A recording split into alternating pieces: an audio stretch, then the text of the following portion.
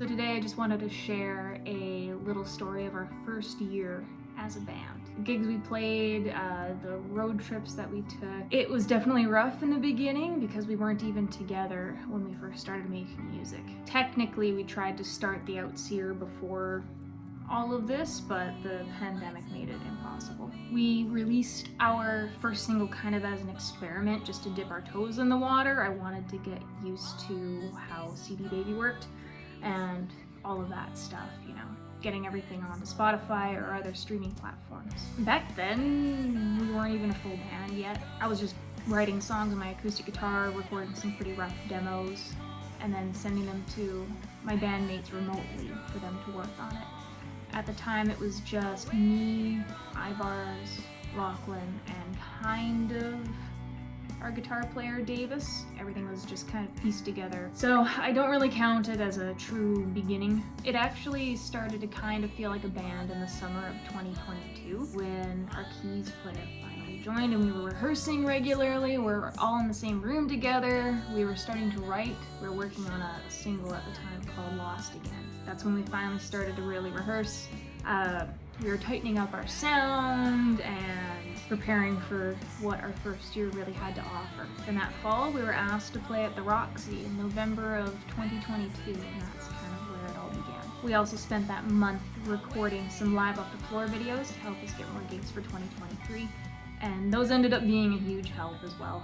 So our very first official gig came after those initial summer rehearsals, and it happened completely by chance. I was teaching a student and they were going to play at the Roxy with her band.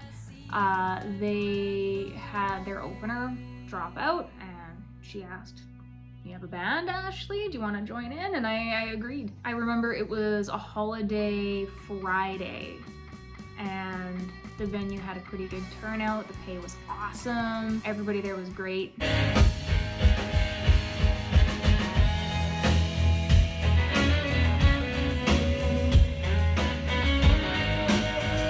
It felt super professional for a first gig as a band, even though I was very nervous for it. I had a lot of friends come out for us for that gig. It felt like we were kind of dipping our toes in the water with it, or we were just starting out. That night taught me about how much I still had to learn about confidence on stage and self-promotion. After that show, I started applying for festivals, Creative BC festivals, Kelowna, and all that. We didn't get into the main festivals, but we were invited to the Fast Track Showcase for a short 15-minute set. The only problem was we were in Vancouver and it was in Lake Country. So we drove 5 hours each way for a 15-minute unpaid show. We even got caught in a snowstorm on the Coquihalla on the way back. It was terrifying and we could actually barely see the road. So we drove 5 hours out there, went to my dad's place because it was in my hometown.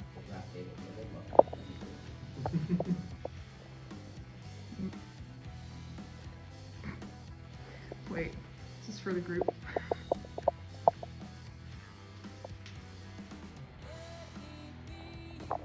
And the showcase was at my local high school that I went to, so it was a bit of a nostalgia trip to go back and perform on that stage for a bunch of industry professionals. It was actually our first time performing Fading on stage live before we actually released it in 2024.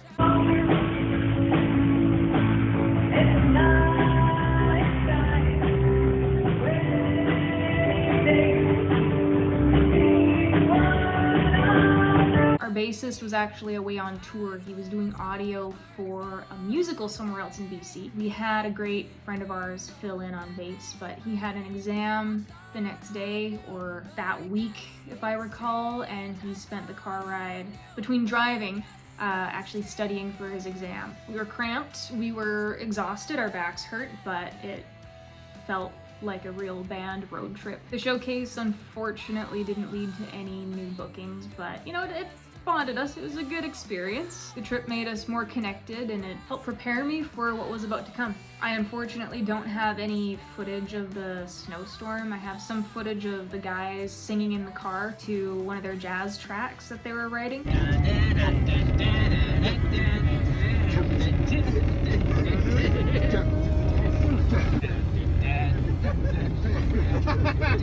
Careful of the blinking lights. This is where I call it quits, because I'm singing guitar solo for the next 10 minutes. It's kind of dark because it was at night. It was right before the snow really hit. But I remember as we were driving, we couldn't even see a foot in front of us. The snow was coming at the windshield. It felt like we were in a spaceship.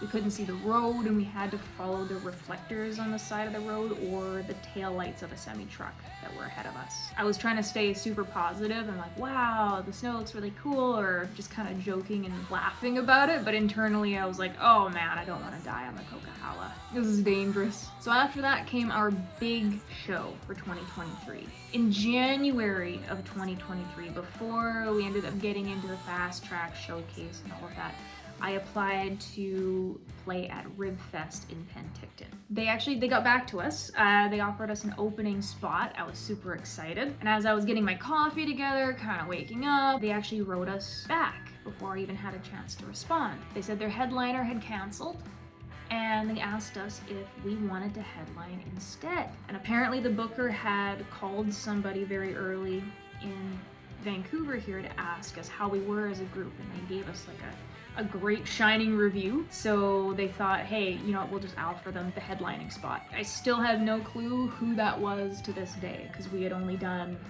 one official gig before that. So I don't know. Thank you, whoever you are. The festival, it was amazing. We got like a green room, the full meal deal, the staff were excellent, the volunteers were great.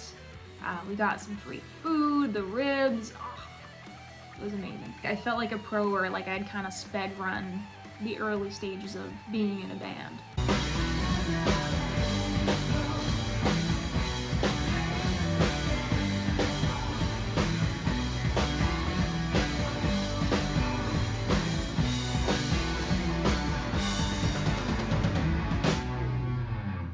I do remember that I was very stressed because we had drove out, gotten there that day, set up, parked, all that fun stuff. Played, it was super, super toasty hot because it's the Okanagan during the summer. I drank a lot of water, but usually, you know, when I'm driving, when I'm about to perform, I don't eat much. So after we're finally done and I could fully relax, it all kind of hit me at once and I was super tired. I was so tired, I had a headache. I just laid down in the car during the whole drive back to my dad's place. Everything on stage clicked well, the band, we were able to read each other super well. Like if I made a mistake, they were able to catch that and pop back into the song at an appropriate spot that didn't seem out of place. We recorded the show and that actually helped us land more gigs. I found that a lot of places don't really care too much about the production quality. They just want to see what you look like and sound like on stage in a professional setting and that you can play. You know, that show made me really appreciate how far we'd come from a remote pandemic project and a pipe dream of mine to finally headlining a festival. Sadly, the next year the festival lost its Rotary Club support. Kind of became a different iteration of it with slightly different bookers that they were a little more last minute. When I tried to get us in for 2024, like we had already done our 2024 tour, which is a whole other video that was incredible. By the time like we were done our 2024 tour, they were finally booking for it that September, and it was more last minute and it just couldn't work. It just didn't work timing wise for us or for them. Like I think they were booking us like they were looking for bands about like 2 weeks before the festival, as opposed to the 2023 year that was booking months prior. For 2025, it may have switched hands again, but we were too busy to even try for that. So we might try again for 2026, who knows? So looking back, our very first year as a band was pretty wild. From awkward demos and remote writings to snowstorm showcases and headlining at a Ribfest, they really helped us grow as a band. It was good for building teamwork, patience, and then kind of learning that the best thing that you can do sometimes is say yes to a gig, even if it's inconvenient or a bit scary. So if you're starting a band or thinking about it, just do it. Start messy. Keep showing up, because eventually you'll look back and realize how far you've come with it. So thank you for watching. That was our first year as a band.